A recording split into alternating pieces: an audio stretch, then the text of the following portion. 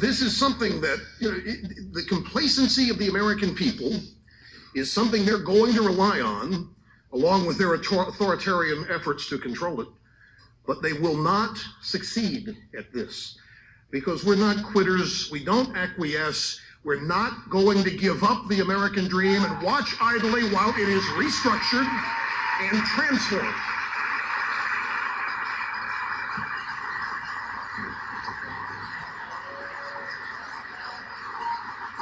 We want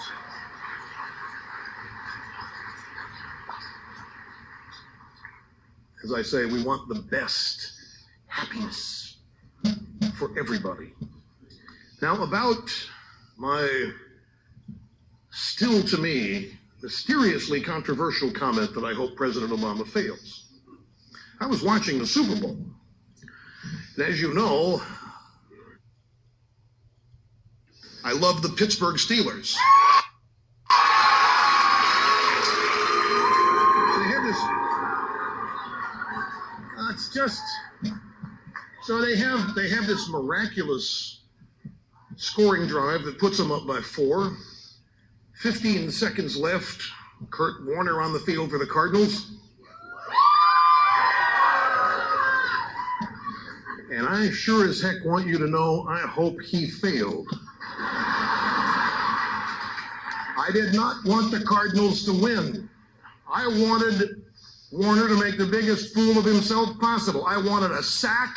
I wanted anything. I wanted the Steelers to win. I wanted to win. I wanted the Cardinals to fail. This notion that I want the president to fail, folks, this shows you a sign of the problem we've got. That's nothing more than common sense, and to not be able to say it. Why in the world do I want what we just described, rampant government growth, indebtedness that has wealth that is not even being created yet is being spent? What is in this? What possibly is in this that any of us want to succeed? Did the Democrats want the war in Iraq to fail? Well, they certainly did. And they not only wanted the war in Iraq to fail, they proclaimed it a failure. There's dingy Harry Reid waving a white flag. This war is lost. This war... They called General Petraeus a liar before he even testified. Mrs. Clinton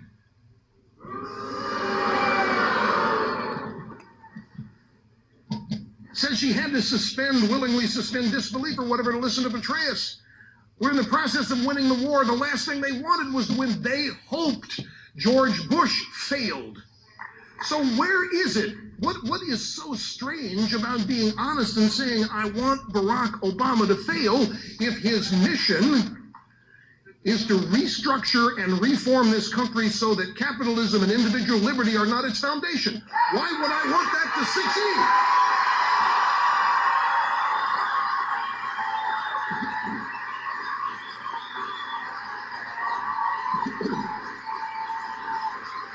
Now, let me add a caveat here.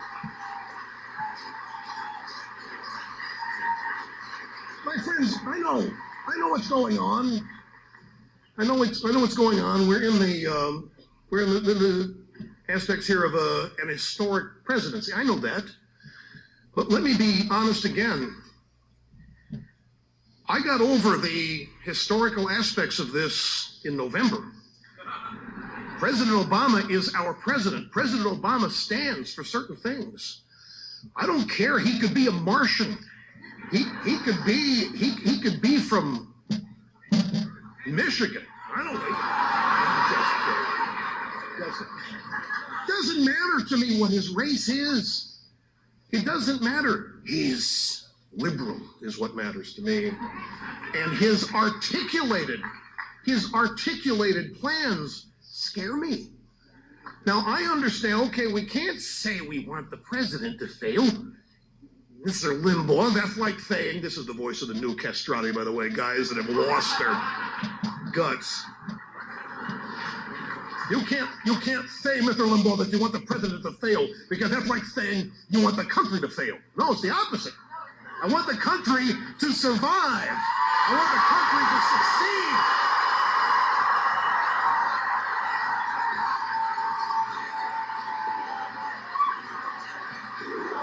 Another caveat.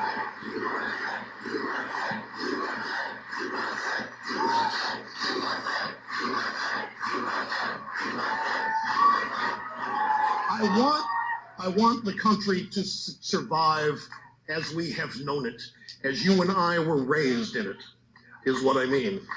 Now, I have been called, and I can take it. Look, pioneers take the arrows. I don't mind what anybody says about me. Anytime, ever. I don't have time for it. I don't give other people the power to offend me, and you shouldn't either, by the wasted time being offended. Don't let, but, I mean, there's some people that you can't say that you want the president to fail.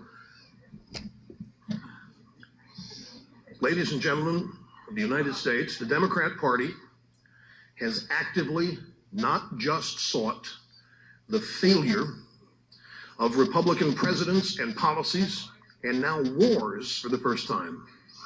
The Democrat Party doesn't stop at failure.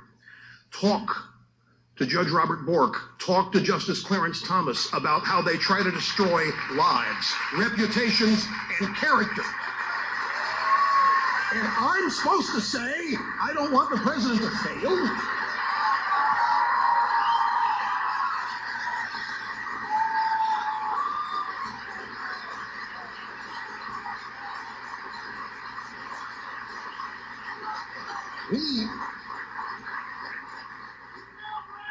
We are in for a real battle.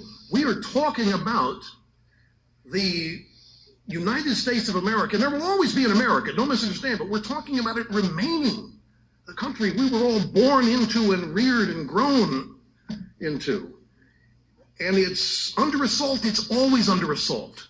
But it's never been under assault like this from within before.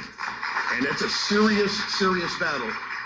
So as you leave here, as you leave here, optimism, confidence, not guilt. It's not worth it. There's nothing to be guilty about. Don't treat people as children. Respect their intelligence. Realize that there's a way to persuade people. Sometimes the worst way is get in their face and point a finger. Set up a set of circumstances where the conclusion's obvious. Let them think they came up with the idea themselves. Then they'll think they're smart, that they figured it out. Who cares how you persuade them? The fact that they can be persuaded is factually correct. It's possible. But the main thing to do here, stop thinking that we are a minority. Stop thinking that it is being in the minority that liberates you.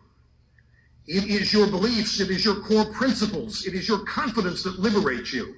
It is not being in the minority. In fact, for those of you watching my first national address, you're still hanging in there. We really not that happy about being a minority, and we're out to change it. Now, so I've gone over my allotted time by an hour.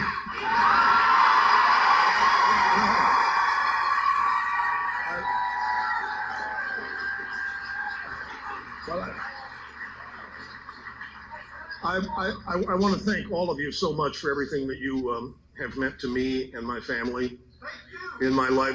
Now wait, see, I understand it's mutual, and I hear people. You have made my heart grow so much that it barely fits in my chest cavity here tonight. But the things that by virtue of your listening to my radio show and being active in this movement that we all cherish and love, you have meant more to me, my family, and my life than whatever it is I might mean to you, even though I know that's considerable.